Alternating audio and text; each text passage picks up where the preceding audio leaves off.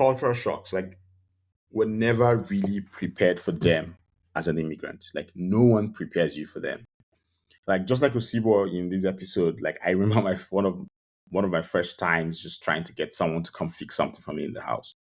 So I googled where I could go to. They said, "Oh, go to TaskRabbit." I went on TaskRabbit. I saw someone there, and I checked his. There was a guy. I think his price for the cost of coming to fix my office desk. People, my eyes popped. Like, I just, and then there's also the fact that when you just move, one of the things that you keep doing is that you keep converting every bill or every invoice to your home currency. And I'm like, no way I'm gonna pay that amount of money to this technician to come do that. But and then you discover that there's a reason why everyone does it themselves. And so you do it yourself. And it wasn't any different. Like, it was literally the same thing with him.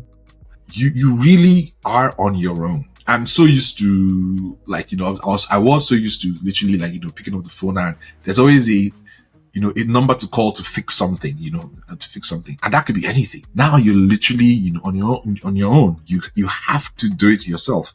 So the DIY mentality, for example, for me was huge. So this was the first time that, because again, for example, if it was just me, this was the first time, just me, I'll be all right, If the power went out hypothetically or something happened, I'll just live with it. But if you got family, you can't not fix it. You have to find it around. So the DIY thing was, for me, was like, oh my God, I've got to learn how to do XYZ. I've got to, to do, I know the standard thing now. It says you go cut grass, you or,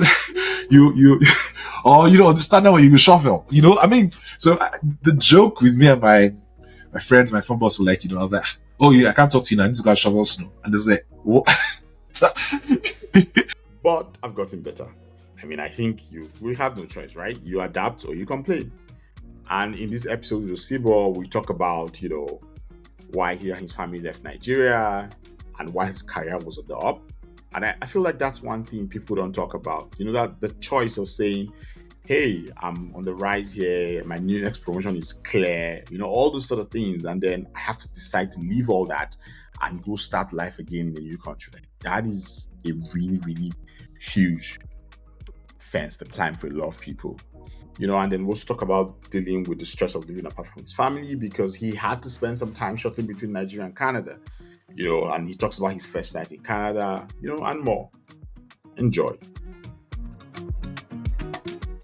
All right, let's get straight into it. I'll start off with, why did you leave Nigeria? Because I know you had I forget the name of the agency. TBWA. So it was, it's so the time when. So the funny thing is that we moved in 2019, but we'd been having my wife and I had been having that conversation for pretty much. I think we literally started the process like in 2015. But it was very half-hearted. It's like, but then when you go back to the reasons, it's very basic things. So it's like, little triggers, for example, like, we're home one day, and you know how it is back home, you have like 3 or 4 different levels of power generation. So at my home, of course, you had standard NEPA, you had a petrol gen, a diesel gen, solar, that kind of thing. Then it was just one very crazy night where everything just failed. There was the transformer in the estate had gone, so we switched to the petrol gen, and then the maid who had gone to put fuel in the gen, put it in the wrong one, put petrol in the diesel gen, so it couldn't come on. Then we had to rely on solar, and she hadn't charged it properly. So it was weird. So it was about 1 a.m. and all the house off. So it was in darkness. My wife and I were just talking, and it was a case of why are we? This is crazy. I mean, we used to joke about it in Nigeria that, in Nigeria, you have to create your own world. So, it means that you can choose to live in an estate. You do your own borehole. You get your own power source. You do get your own security. But the reality of it is that as soon as you drive out of your estate, there's a damn fool guy who's going to hit your car and just start begging. So it was a weird, like, strangely 30-minute conversation that night. It was like, let's just explore the options. We lived elsewhere outside Nigeria as well, but we just thought, let's do something with this thing.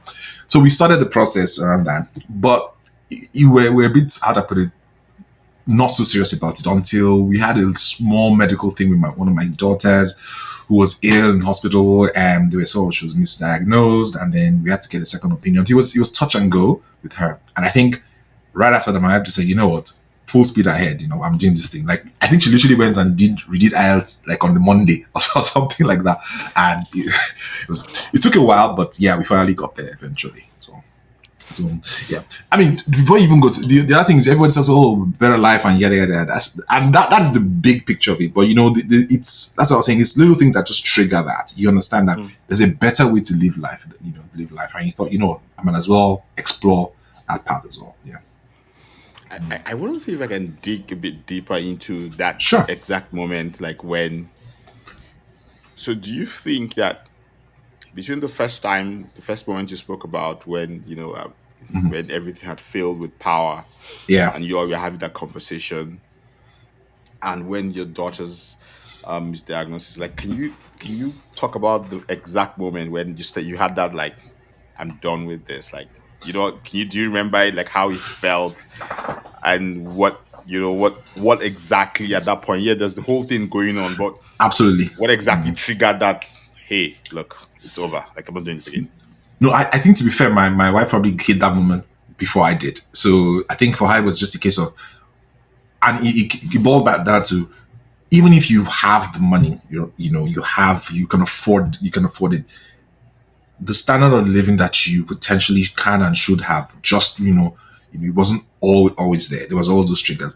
But I think for me, the moment probably just hit it more because, obviously my daughter's, that one was super important. It was I remember sitting down with her, and then she literally says, do you have your phone? Just pay for this IELTS thing now. Like, literally, just pay for it now. It was just that whole. So I'm like, okay, because we'd done it before in 2015. We both had our scores. We were very chilled about it, because we felt like the power situation thing was as an overreaction. How about because of NEPA, you want to leave Nigeria? It didn't make sense then. But I think it became more personal when it was something to do with our child, and then we realized this is nonsense.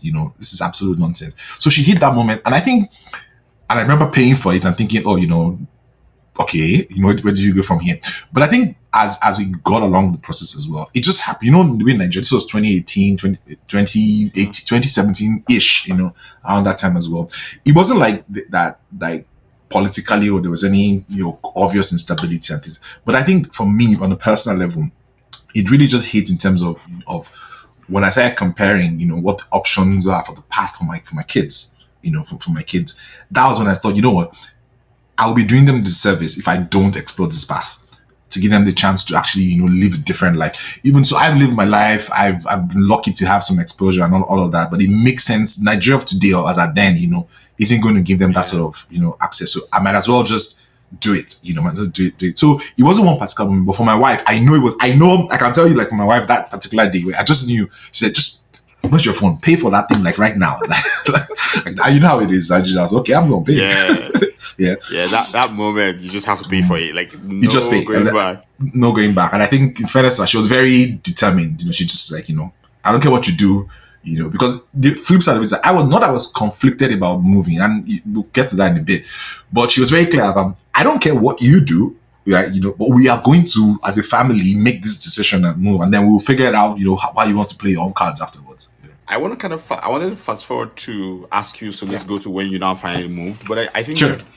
let's talk a bit about the conflict you just mentioned now. Yeah. And I kind of understand in the sense that you were, because I think we had met while back in Nigeria. You were well experienced. You had done a lot of great things in your career there. You were, you were on the up.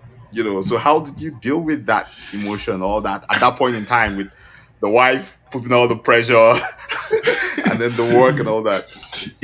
I think, the way I resolved it in my head was I was going to find a balance between both sides, and so even as I was always exploring, what are the options, I think I was always exploring, okay, options of moving my family there, but also what is the option? How does it work if I'm going to work from here? And, I think I understood double taxation even from that point, understanding those little nuances, even from well before we moved. I was ready for that, because like you said, I was doing well in my career. I was super excited of the trajectory that I was on.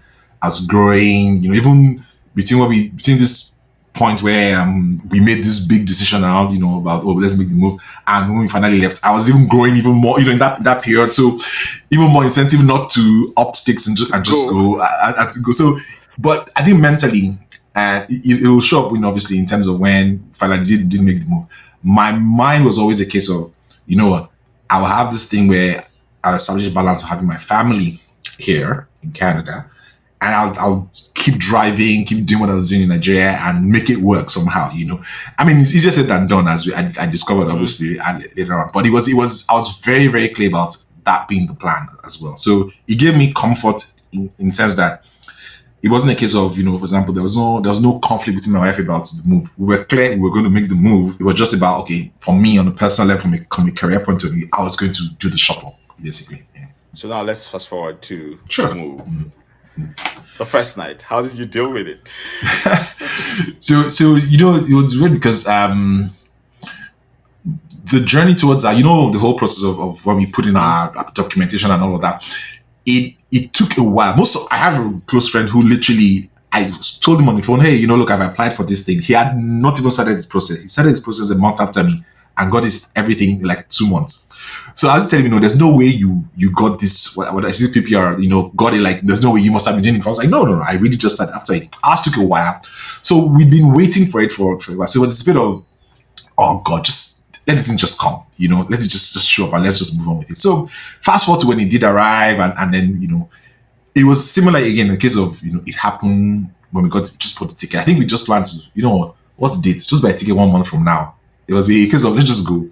And moving, and luckily we came, in something like, sometime in April. So it was good weather. So getting first night was, luckily I have a good friend who lives here in Mississauga with me, who'd come, got us from the airport. We got an Airbnb. And it was interesting because for my kids, I got two girls, for my kids, we'd done maybe like a week or so of prepping, or 2 weeks of prepping. Hey, look, your lives are gonna change, the hair. So just trying to prep and things like that. So the first night was interesting. We got in the morning. I remember it was a morning flight, and obviously with the time difference and non jet lag, we had so much energy. I think the adrenaline was still pumping, as well. So we got into Airbnb, nice place as well. So we walked around the neighborhood, and I think we sort of said, okay, we're landing in Saga. We kind of liked the vibe. It's not like we had any other frame of reference per se, but we thought, what, this is where we're going to be. So first night was interesting because I think my kids couldn't sleep. When I was at some point, I just got so tired. I just said, you know what, this thing. I just come back. I think my kids stayed up all night. They're just so super excited. We're living. It was a high rise. I we lived in a standard duplex in Nigeria, so it was high rise. They're so excited about everything. It wasn't snowing or anything, so they went. There wasn't any of that, in terms of to excite them. But it just felt like this is different, and how we just make them move as well. So that it was an interesting adrenaline filled night. Let's just put it that way. But mostly everything went well. Mostly. How old are your kids? My kids are now, hold on a second, 9 going on 10 and 11 going on 12. So 9 and 11, yeah. I have to always So calculate that means that. they came in. Yeah, When they came about in here when you were six, about six six and and hold no on. I think this five, was 9 years 2019. will be like, yeah. 6 and 8.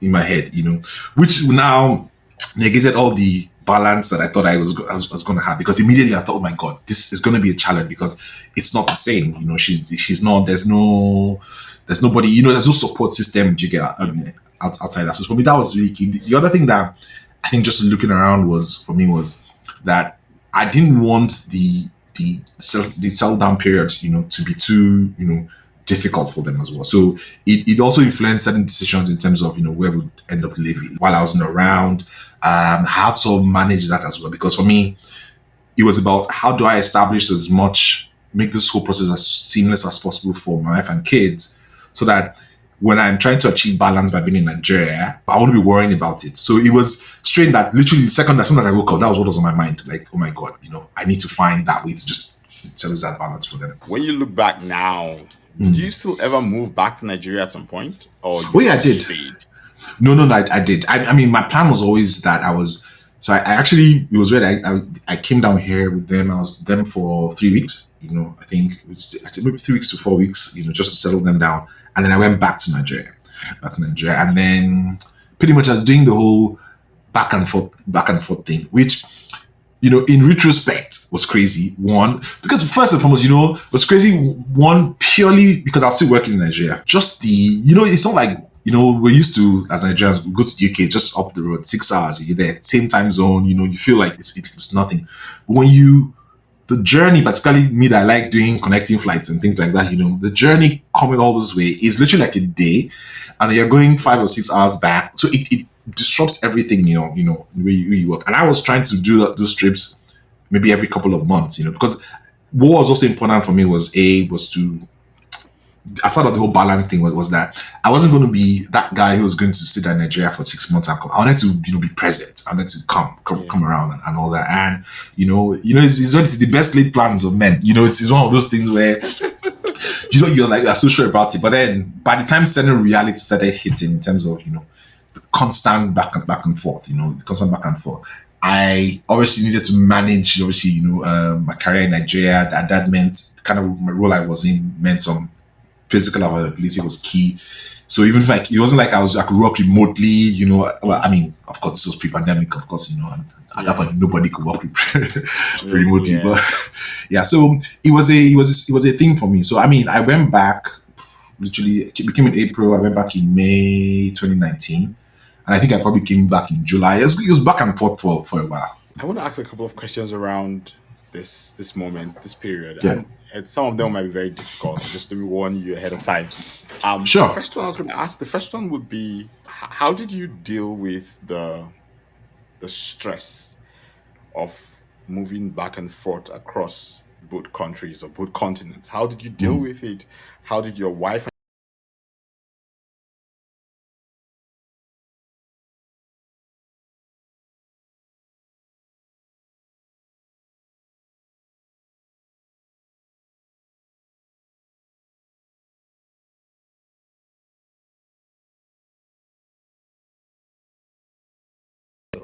Yeah. No. I mean, it is, and I hear you when you say it's a difficult conversation. Okay, but it's valid. It's a valid concern, because yeah. So for me, on a personal level, it meant a lot of adjustments for me, which meant, for example, that because I really, good to point I made there, I really wanted to be present. What that meant was that I would be up at, I need to stay up late to talk to the girls, talk to the girls when they go back from school, here when I was in Nigeria.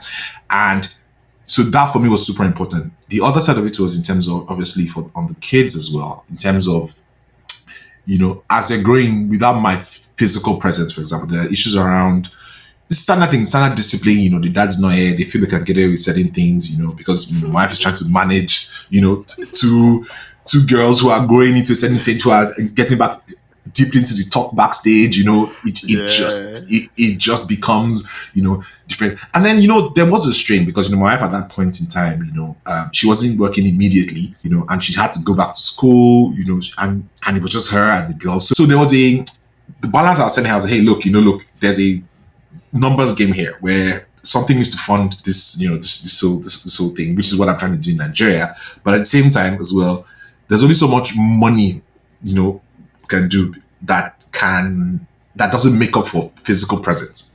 For example, if she had to study, if she had to do things, if she had to go, it was just her and the kids. So that puts a bit of a strain in terms of, oh, look, I'm having to deal with these things constantly. I need your help here, which for me was now, oh yeah, well, I'll come every couple of months, but it still wasn't quite the same. It still wasn't quite the same as well. But the way I was justifying to myself was, frankly, was a case of, it was more of a financial justification. Okay, you know what, you're in school, something has to pay for it. So that's what I'm doing. So we need to find that sort of balance. But for my girls as well, ultimately, when this is further down the line, when I come and I have to go back, and you could see that whole, they felt the disconnect in terms of, oh, do you have to go? Why do you have to head out? In fact, there was I know it was so weird. In December 2019, I flew into Toronto on, I remember it was on the 23rd of December, and I had to fly out again on the 26th because I had a shoot in South Africa.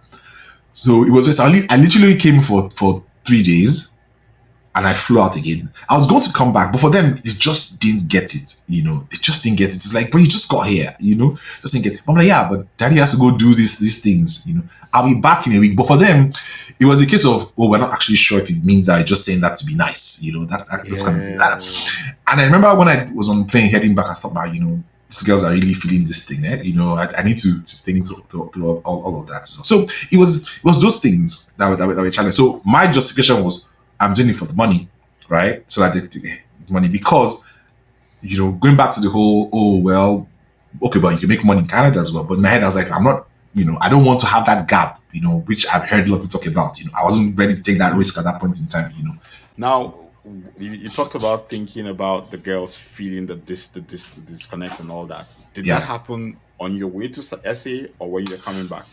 No, it was on my way to. I really remember, because the reaction to my heading back was quite emotional, So, and for me, sometimes as maybe I was thinking, oh, so what's the big deal? I'm only going for, I'll be back, I'll be back. So, I got that, maybe my wife got that, but they didn't. For them, it was a case of, oh, you just got here. And the reason I even did the whole, I'll come to Canada before I go to South Africa, was because I always said to them, oh, you know what, I always come for Christmas, just to create that sort of thing of, I made that commitment. So that's why I did the whole, the physical toll on me was actually quite insane, because you can imagine flying from Lagos to Canada, 22nd, got here 23rd, and on Boxing Day, 3 days, I was now going down to South Africa. And this is now flying back all the way back and even further down to Cape Town. It was crazy, But I was sure about that. But I remember, I was sitting down in the lounge, just thinking to myself, man, the way these girls have reacted, it's not, I don't like it. I don't like the way it makes me feel. And then, of course, you layer that on top of how some of the things my wife was feeling as well. It's like, she's feeling, I need, I just need help. I mean, she understood why, I did that, but she'd say, look, yeah, I get it, but I need this help as well. I don't know how we'll fix it, but we just have to figure it out as well. So at what point was it like, you know what? Yeah, I'm going back and staying. So the funny part is this, that so if you fast forward, that was 2020 was the year of the pandemic. So if I'm completely honest, the pandemic forced my hand. So because I know that if these dates are stuck in my head, because I remember that after my shoot, I came back to Canada, stayed till maybe mid-Jan, and then I went back to Nigeria, and my plan was to come back again around, sometime, I think at the beginning of April, something like that. So I left in April, just before Easter at that point in time, and all that kind of stuff. So I feel like it forced my hand, but I do feel like, the way things were going, I would have arrived at that decision within 3 to 6 months. Something would have just tipped it up. Triggered it. Yeah. The pandemic happened. And I remember that the pandemic started, they did that whole lockdown. It was March 18, or I can't remember what date it was, And my flight was actually originally going to be sometime first week of April or something like that. So I had to go. I remember changing my flight to come back to coming to Canada earlier. And I also remember saying to my boss at the time, I said, oh, this thing, pandemic, four weeks max, I'll be back, So I just mentally said, let me just go. I don't want to be away from them if there's a lockdown of any sort, Let me just be there. Let me just be there as well. So my plan was, I didn't even pack anything. I remember I had to carry on. I went to the airport thinking it'd be 4 weeks and all of that. But I feel like the way the interactions with my kids and my wife was going, it wouldn't have taken long before I said, you know what, man, this thing. Because my other solution was, okay, if that's the scenario, do I increase the frequency of my coming to Canada to every month or so? How do you fix that Yeah. exactly? But the reality of it is that what was needed was more than that. It was more than that, particularly the dynamic of of our family at the time. It was beyond that 1 week visit in the every month or anything like that.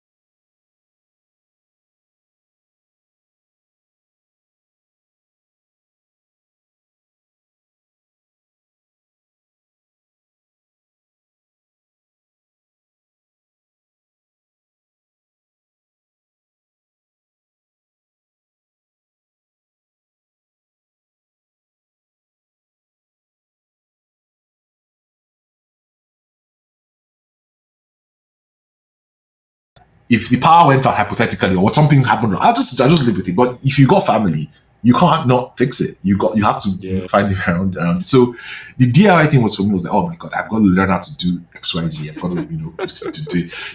I know the standard thing now. It says you go cut grass. You or the standard way you shovel. I mean, so the joke with me and my friends, my phone boss were like, I was like, oh yeah, I can't talk to you now. I need to go shovel snow, and they was like, what? It was super weird. I remember that even my former driver back in Nigeria. So he'd call me and was John, no, John, I did shovel snow. He was like, he couldn't understand it because he couldn't. His boss, my guy is shoveling. I said, "Oga, leave this thing. There's no guy in this matter.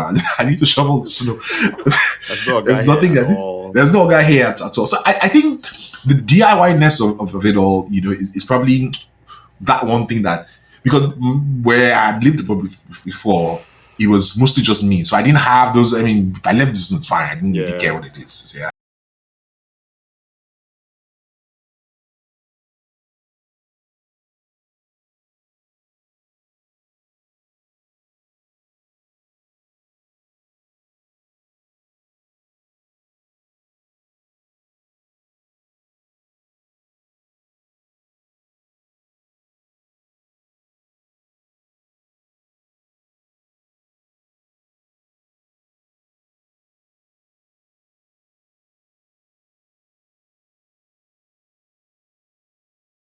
That's the beauty of all these things, the move, is that the dynamic shifted a lot. So, for example, when I was in the period when I was shuttling or wherever it was, there was those scenarios where how it is when kids first come here, they act up a little bit, and then giving small drama, those kind of things where they just cause a scene. I remember my wife was like, but my natural inclination is to do X, Y, Z the way we did back home, but I need to adjust and to adjust my style to it as well. So, and you can imagine it being weird. Her maybe get on the phone to me in Nigeria and saying, "Oh, the girls did this," and I'm trying to be that. Oh well, this is how you should handle it. And she's like, "What do you mean? Are you the one handling it? I'm the one having to deal with it, deal with it here."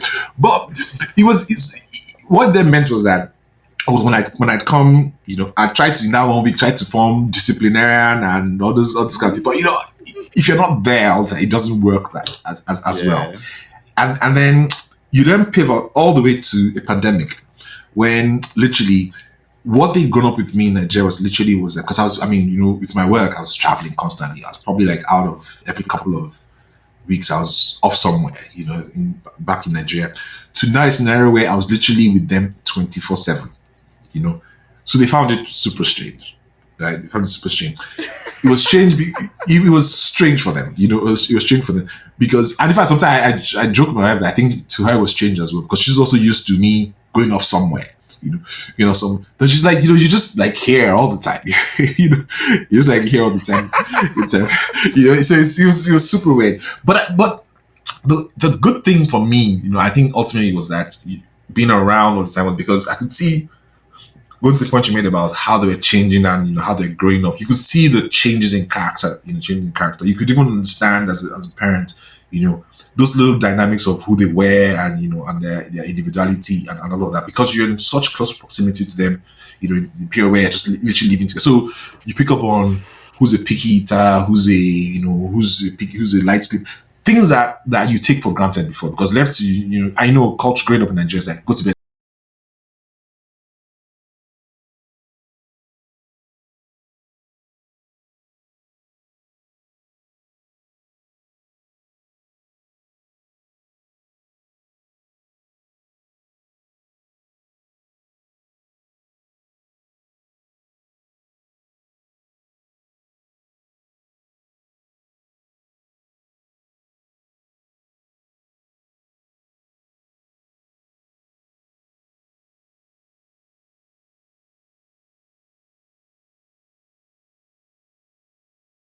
which which I don't regret that because I think it was really good in terms of getting to know them. So for me, it felt like the 1 year where I'd been going back and forth, I sort of made up for it in the pandemic year.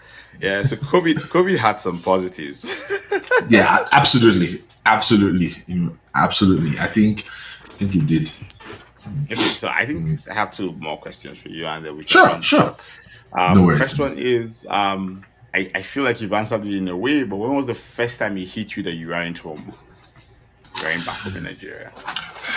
Yeah, I think obviously the whole DIY-ness of it, but I think let me see if I can find a specific example of wanting to do something. I think you also it probably have to do with it's snow related. One of those things where you just assume that I was trying to, and I should know this, but I should know better. Actually, I was casually just walking to to catch a train or bus, what it was, like casually walking, casually walking.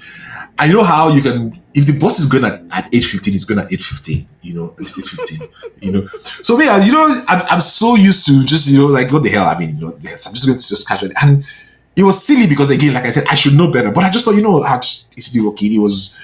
I underestimated the walk. It was a cold, snowy day, and I thought, okay, this thing normally would take me 5 minutes to walk to the stop, to the stop. So I literally said, what the hell? I was literally at home waiting, till it was 5 minutes, and I got up, and then I realized that if you're going to walk in the snow, you have to add on like maybe like 3 or 4 or 5 minutes because it's a completely different ball game entirely.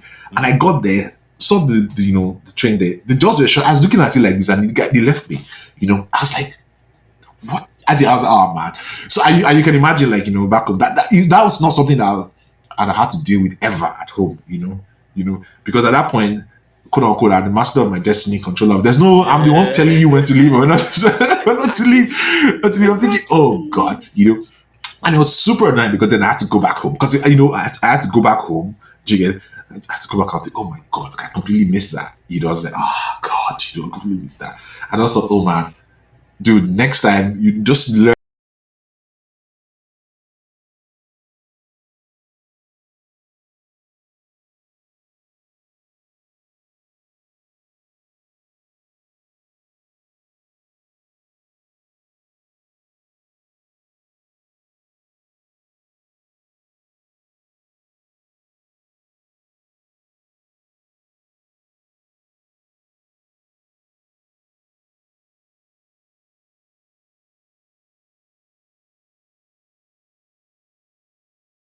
you know, how would this play out?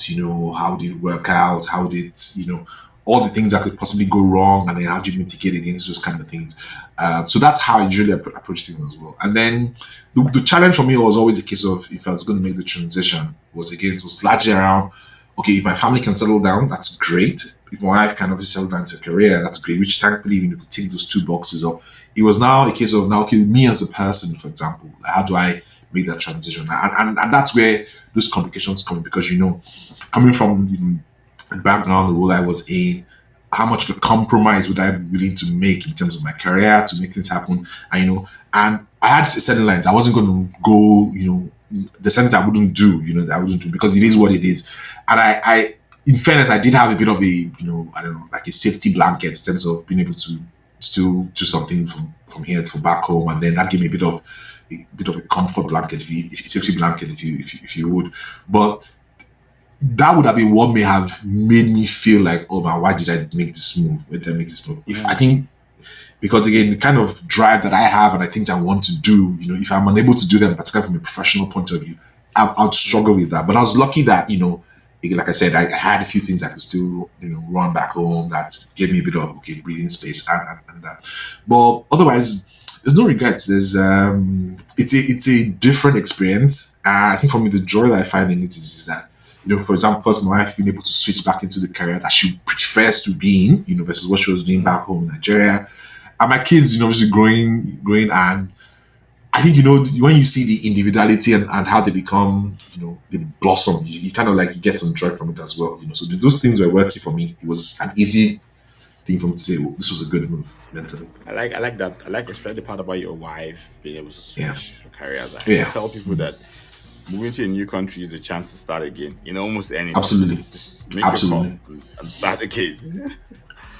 All right, thank you Absolutely. so much, Osibo. Like this has been really good. This has been a really good 35 minutes just talking about moving. My Thank you pleasure, man. for coming My on the pleasure. Newcomers podcast. Thanks so much, Jose. In my conversations with newcomers like Osibo and myself, because I'm a newcomer too, I'm learning there's a common thread that binds every single one of us. It's the journey of finding home in an unfamiliar place. And we're often reminded of the places we've left behind, the warmth of our origins. But every experience, every cultural shock, every reminder is literally a step or a building block in building our new home away from home. And it's in these moments, and in these shared stories that we find connection, understanding, and the reminder that home isn't just where we're from, it's also where we choose to be. And thank you so much for giving me the chance to tell you all these stories. So please, thank you for taking your time to listen to this episode. Please subscribe, share, like. I would really appreciate all that. Thank you.